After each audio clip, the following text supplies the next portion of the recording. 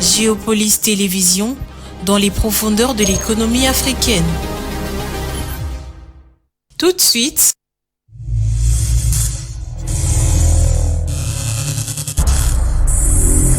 le journal.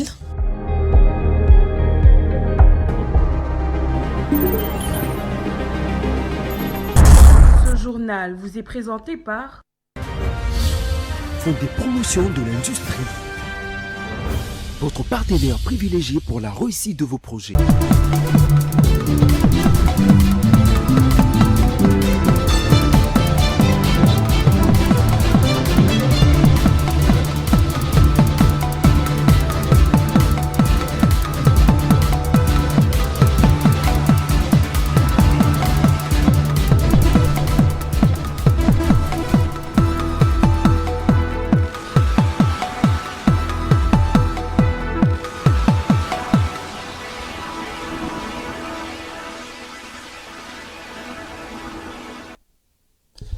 Merci de votre fidélité à Géopolis Télévision. Bienvenue à cette session d'information dont voici le titre.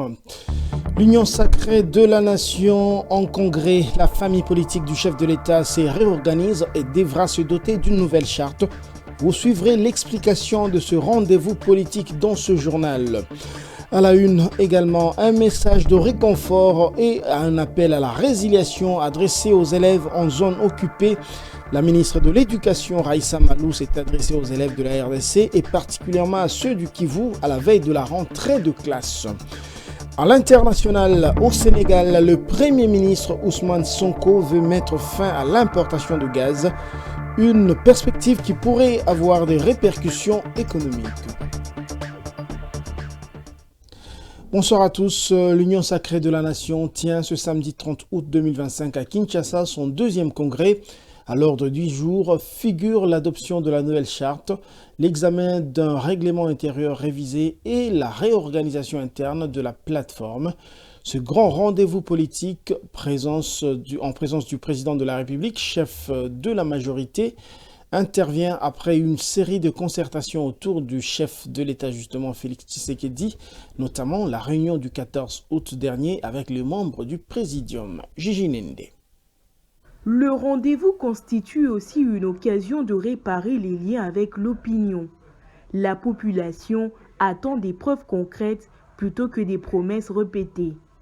Une charte contraignante et un calendrier des résultats vérifiables peuvent commencer à restaurer la confiance avec le peuple. Aux yeux de certains analystes, le président Tshisekedi, dont le second mandat est en cours, cherche à sécuriser une coalition qui obéit à une boussole unique et non à des agendas dispersés. Ainsi, le Congrès vise également le renforcement de la cohésion, clarifier les responsabilités et imposer un système de compte à rendre. Félix-Antoine Tshisekedi veut aussi donner un signal de fermeté. Face à un dossier sécuritaire et aux attentes sociales, le leader de la majorité a besoin d'un mandat interne clair pour accélérer des choix stratégiques aussi bien militaires que diplomatiques et pour assumer des décisions parfois coûteuses politiquement. En outre, l'ambition du chef de l'État est de structurer son héritage. Au-delà des urgences, il s'agit d'installer une architecture politique et administrative durable fondée sur l'éthique, la discipline et l'évaluation des politiques publiques. L'organigramme issu du Congrès devra être révélateur de la place accordée aux femmes et aux jeunes, de l'exigence de compétences et de la rotation des responsabilités. Quant à la feuille de route 2025-2026, elle devra afficher des objectifs trimestriels rendus publics. L'Union sacrée, conçue à l'origine comme une coalition de circonstances, doit désormais se transformer en un véritable instrument des résultats. L'épreuve de ce 30 août ne consiste pas à produire des belles phrases, mais à installer des règles capables de changer le comportement des acteurs et la qualité de l'action publique. Voilà pour ce qui est de cette actualité politique. Dans le domaine de la santé, il faut savoir que la tendance à la baisse du choléra se confirme. L'épidémie qui sévit notamment à Kinshasa poursuit sa régression. L'annonce a été faite par le ministre de la Santé, le Dr Roger Kamba, au cours du Conseil de ministres tenu vendredi. Écoutez à ce propos le porte-parole du gouvernement, Patrick Mouyeir. Au sujet de la situation épidémiologique, le ministre de la Santé publique, Hygiène et Prévention sociale a présenté la situation sanitaire du pays, principalement la situation épidémiologique relative au choléra et au Mpox. En effet, comparé à la semaine précédente, la tendance du choléra à la 33e semaine épidémiologique est marquée par une diminution du nombre de nouveaux cas. Cette tendance à la baisse est observée depuis 3 semaines et la majorité de cas suspects sont notifiés dans 5 provinces, à savoir Chopo, Sud Kivu, Kinshasa, Nord Kivu et Maindombe. Du début de l'année 2025 jusqu'à la 33e semaine, les cumuls de cas suspects est de 48 079. Quant au Mpox, au cours de la 32e semaine épidémiologique, il a été enregistré 927 cas suspects, aucun décès n'a été déploré. Le centre d'instruction militaire de Lokando, situé à une soixantaine de kilomètres de Kindu, chef-lieu de la province de Maniema, en état de délabrement, a été visité par le vice-premier ministre en charge de la défense nationale et ancien combattant Guy Mwadianvita. Une manière pour le gouvernement congolais de réaffirmer son engagement à poursuivre les efforts de modernisation des forces armées du pays, conformément 2025-2028. José Junior Owawa. Dans une vision de redynamisation des FARDC en vue de leur montée en puissance, vision chère au commandant suprême Félix-Antoine Tshisekedi, la formation de militaires est un pas essentiel pour une efficacité opérationnelle, fait-on savoir du côté du ministère de la Défense nationale. Avec une capacité d'accueil de plus de 3000 recrues et une centaine d'instructeurs permanents, le centre d'instruction de Lokando est à l'abandon depuis plusieurs années, marquant par manque d'affectation des militaires pour la formation. Un état qui ne devrait être qu'un vieux souvenir au vu de la détermination des autorités du pays, particulièrement le chef de l'État, à renforcer les capacités opérationnelles des FARDC en vue de permettre au pays de jouer pleinement son rôle de puissance militaire au centre du continent africain. Depuis son arrivée dans la province du Maniema le 24 août 2025, Guy Kabongo a organisé plusieurs activités dont la tenue de la réunion du comité provincial de sécurité, échange avec les unités du quartier général avancé de la 33e région militaire et la visite de quelques infrastructures militaires dont la direction des travaux des PPCA ou un projet d'allogement de 600 mètres de la piste de l'aéroport national de Kindu et la construction de 3 centrales hydroélectriques sont en cours, suivi d'une visite au centre d'entraînement commando de Loama pour s'enquérir des conditions de formation de cette unité d'élite, site de cantonnement d'élite, sans oublier la visite sur les sites de cantonnement de Tomenga et de Katako dans les territoires de Kayulu. Juste après, ça n'est suivi la visite de l'hôpital militaire de la garnison de Kindu, où les militaires et leurs dépendants sont pris en charge. Grâce à sa loi de la programmation militaire, la République démocratique du Congo a réussi à effectuer d'importantes acquisitions et renforcer les effectifs de son armée en le perfectionnant. Le pays, qui dispose à ce jour de forces spéciales, hormis des forces traditionnelles dont les forces terrestres, les forces navales et les forces aériennes, occupe le 8e rang de puissance militaire du continent. Lors de sa reconduction à la tête de ce ministère, Guy Kabongo Mwadianvita a fait savoir que le nouveau challenge de son ministère était de mettre en place le nouveau plan de réforme de l'armée 2026, 2027, 2028, rebâtir et réformer les FARDC et améliorer les sociales des militaires et de leurs dépendants. C'est dans ce cadre que plusieurs initiatives sont prises pour développer de partenariats avec plusieurs pays afin de relever le défi sécuritaire auquel est confronté le pays. Une importante réunion des responsables congolais et américains a eu lieu cette semaine au bureau Afrique du département d'État américain à Washington. Il s'agit d'une rencontre axée sur la gestion de la coopération minière entre les deux pays qui, comme vous le savez, sont en pourparlers pour la signature d'un accord qui devra englober le secteur minier, le secteur de la sécurité, mais aussi des infrastructures. José Junior Owawa. Il s'agit d'une rencontre réunissant une trentaine d'acteurs de deux parties impliqués dans la gestion du secteur minier qui se sont donné rendez-vous au Bureau Afrique du département d'État à Washington. Pour le département d'État, cette rencontre qui a réuni non seulement les représentants du gouvernement, mais aussi les secteurs privés, était l'occasion d'échanger sur la sécurité énergétique. L'objectif ici, promouvoir des investissements dans des minéraux, l'énergie et les infrastructures, et pas que.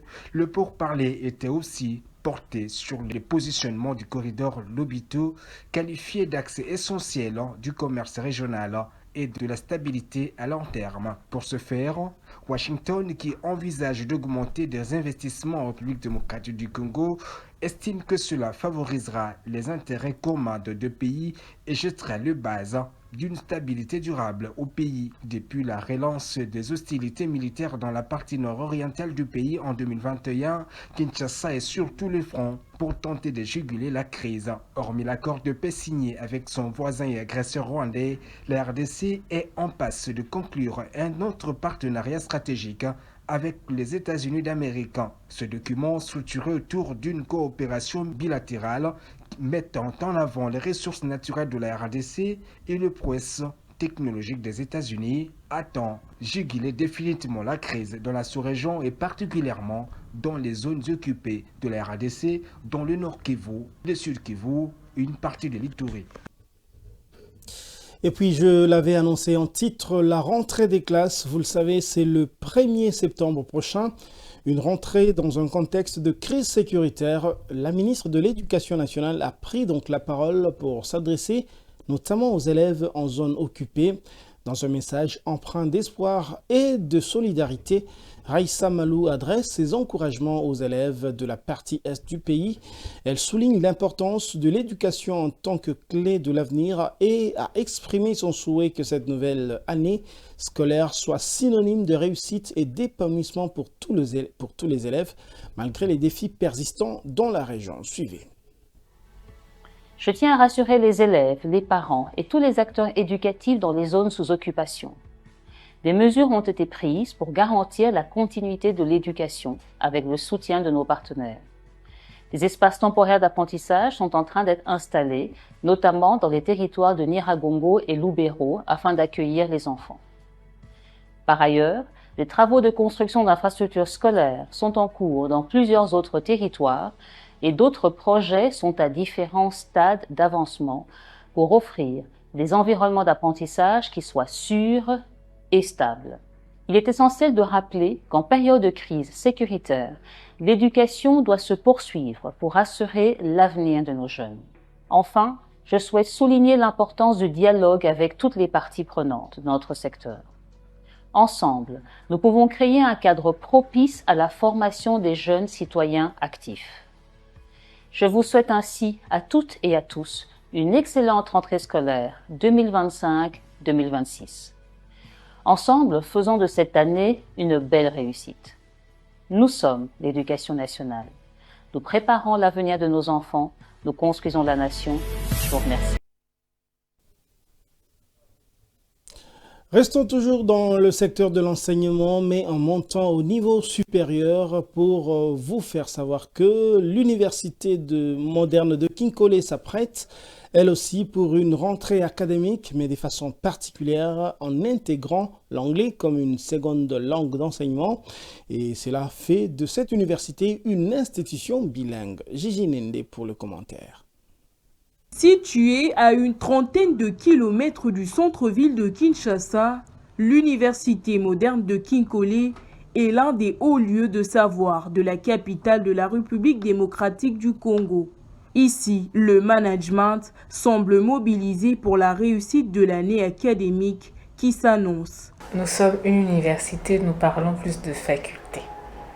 Alors les facultés que nous organisons au sein de notre université sont au nombre de 5 actuellement. Nous avons la faculté de droit et administration des affaires, la faculté de santé publique, la faculté de médecine, la faculté d'informatique de gestion et la faculté d'économie et gestion des entreprises. Nous avons le plaisir de prendre part aux inscriptions parce que, différemment des autres universités à Kinshasa, nous sommes une université privée. Nous ne sommes pas de l'État, ce qui fait en sorte que nous nous organisons nous-mêmes pour choisir nos étudiants, c'est-à-dire pour prendre nos étudiants, parce qu'ici, il ne s'agit pas de la quantité mais de la qualité.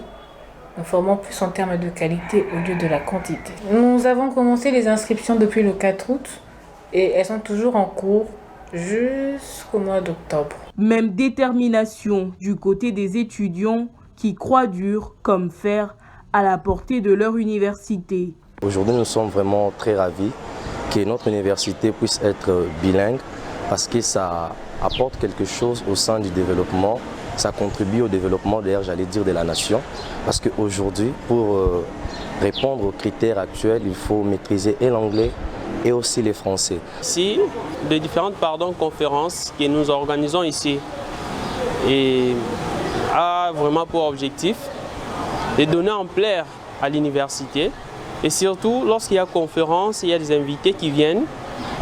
Nous ne cessons d'inviter des autorités distinguées, des différentes filières et autres pour venir participer à la conférence seulement pour faire au moins propager l'université.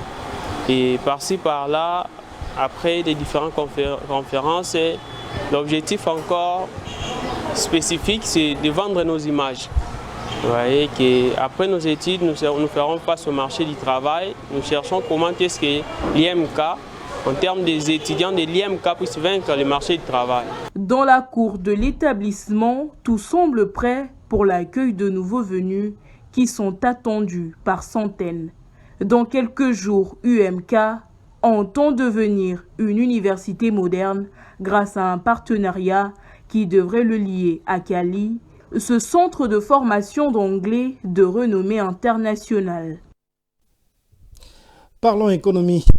La RDC devra parachever et mettre à jour l'écosystème agricole du pays. C'est le vœu du président de la République, Félix Tshisekedi, et le chef de l'État congolais a ordonné le gouvernement à mettre en place des instruments financiers adéquats en faveur du secteur agricole. La réforme devrait concerner aussi la loi sur les principes fondamentaux liés à l'agriculture. Le président de la République appelle à la révision de cette loi en vue de l'adapter aux exigences actuelles. Le but de cette réforme est d'attirer plus d'investissements en faveur du secteur agricole et à terme assurer aux Congolais la sécurité alimentaire. Suivez à ce propos Patrick Muyaya, porte-parole du gouvernement. À la suite du lancement ce 28 août 2025 de la campagne agricole 2025-2026, le président de la République a tenu à réaffirmer que l'agriculture doit demeurer au centre de notre stratégie nationale de développement. Si nous voulons atteindre la sécurité alimentaire, réduire nos importations et valoriser nos immenses potentialités, nous devons non seulement cultiver, mais aussi parachever l'écosystème agricole de notre pays, a-t-il précisé. Sur le plan juridique et institutionnel, le président de la République a rappelé que l'adoption en 2011 de la loi portant principes fondamentaux relatifs à l'agriculture a marqué une avancée majeure. Ces textes intègrent la décentralisation, prend en compte les spécificités agroécologiques et sociales et instaure un régime fiscal et douanier particulier afin de stimuler la production et atteindre l'autosuffisance alimentaire. Ces acquis offrent donc une base solide du développement du secteur. Toutefois, l'évolution du contexte impose une révision de la loi afin de l'adapter aux défis actuels et de la rendre plus attractive pour les investissements, notamment étrangers.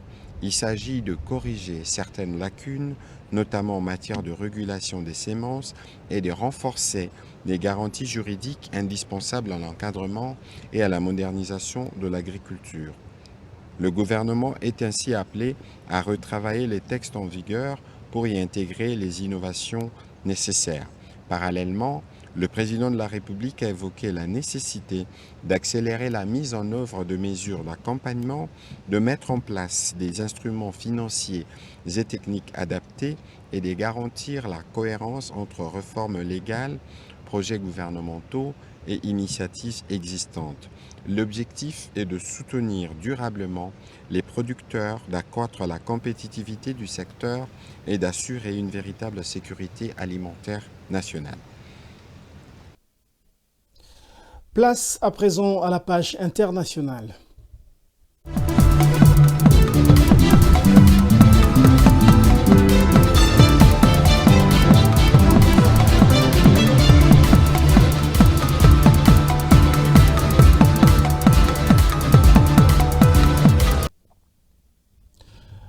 Les gouvernants africains soulignent que malgré son potentiel démographique énorme, l'Afrique souffre encore d'un capital humain insuffisant en qualité et en quantité.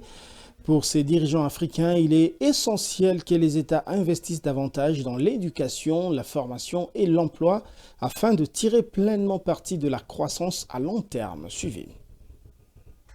Avec un âge médian de 19 ans, l'Afrique est le continent le plus jeune du monde. La Banque africaine de développement estime qu'une meilleure intégration des jeunes au marché du travail pourrait générer 47 milliards de dollars supplémentaires pour le PIB africain.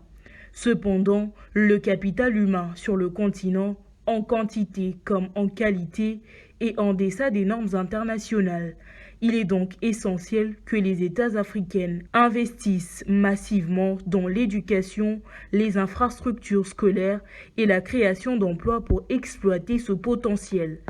Est-il capable de transformer la démographie en dividende ou est-il incapable de fournir un avenir meilleur de la génération future? C'est toute la problématique du développement et toute la problématique du moment. Pour que cette démographie soit transformée en dividende, il est impératif de prendre des décisions rapidement pour préparer les générations futures à jouer leur rôle dans l'économie mondiale et dans l'économie africaine à travers la création d'un emploi suffisant pour les millions de jeunes Africains qui arrivent chaque année sur le marché du travail. Sidi Ould Ta, président élu de la BAD, des experts et responsables gouvernementaux africains, affirme d'ailleurs que l'Afrique, forte de ses ressources naturelles et humaines, a tous les atouts pour réaliser l'agenda 2063 de l'Union africaine. À l'instar de la Chine et de l'Inde, le continent pourrait devenir une puissance économique majeure à condition de mener les politiques publiques cohérentes axées sur l'éducation, la formation et l'emploi des jeunes. Le Premier ministre du Sénégal, Ousmane Sonko, annonce vouloir mettre fin aux importations de gaz dès 2026. Cette perspective est présentée comme génératrice d'économies budgétaires de 140 milliards francs CFA par an, mais son impact sur les tarifs d'électricité payés par ménages et par les entreprises reste incertain. Suivez. Lors d'une sortie médiatique mercredi 27 août, Ousmane Sonko, Premier ministre du Sénégal, a déclaré que le pays mettrait fin aux importations de gaz dès 2026. Cette perspective est présentée comme génératrice d'économies budgétaires de 140 milliards de francs CFA, soit 227 millions de dollars par an. Mais son impact sur le tarif de l'électricité payé par ménages et entreprises reste incertain. La mise en production des Sangomar et surtout du projet gazier offshore entré en exploitation commerciale. La mise en production des Sangomar et surtout de projets gaziers offshore entrés en exploitation commerciale cette année assure une disponibilité de gaz destinée à remplacer une partie des volumes importés. Les autorités ont indiqué notamment que 20 à 25% de la production de la phase 1 de GTA serait orientée vers le marché domestique d'ici 2027. Dans ces contextes, selon le ministère sénégalais des Finances, les subventions publiques de l'électricité ont atteint près de 280 milliards de francs CFA en 2023, soit 455 millions de dollars. D'après Global Petrol Price, les prix moyens de l'électricité pour le ménage restaient autour des 109 francs CFA en décembre 2024. Si l'arrêt des importations en 2026 réduit les coûts d'approvisionnement, la répercussion sur les factures dépendra des choix tarifaires de la Sénélec, la Société nationale de l'électricité et de la Commission de régulation du secteur de l'électricité, chargée de fixer le prix appliqué aux ménages et aux entreprises. Et c'est la fin de cette édition, mais avant de la boucler complètement, je vous en rappelle ses principaux titres. L'Union sacrée de la nation en congrès, la famille politique du chef de l'État se réorganise et devra se doter d'une nouvelle charte politique.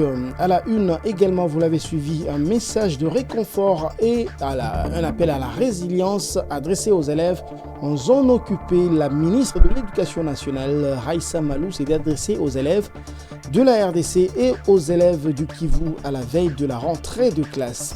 Et puis, vous venez de le suivre au Sénégal, le Premier ministre Ousmane Sonko veut mettre fin à l'importation de gaz dès 2026, une perspective qui pourrait avoir plusieurs répercussions économiques. C'est la fin de cette édition. Merci de l'avoir suivi et bonne suite de programmes sur Géopolis Télévision. Vous suivrez notamment dans les minutes qui suivent l'émission Géopresse, l'analyse et les débats autour de l'actualité, donc autour aussi des journalistes de la rédaction. Bonne soirée chez vous.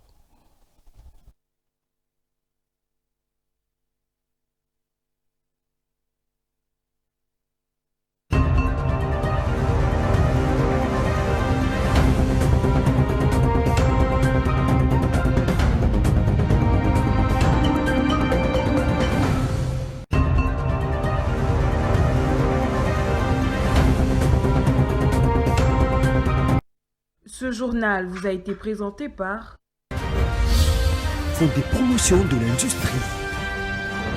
Votre partenaire privilégié pour la réussite de vos projets.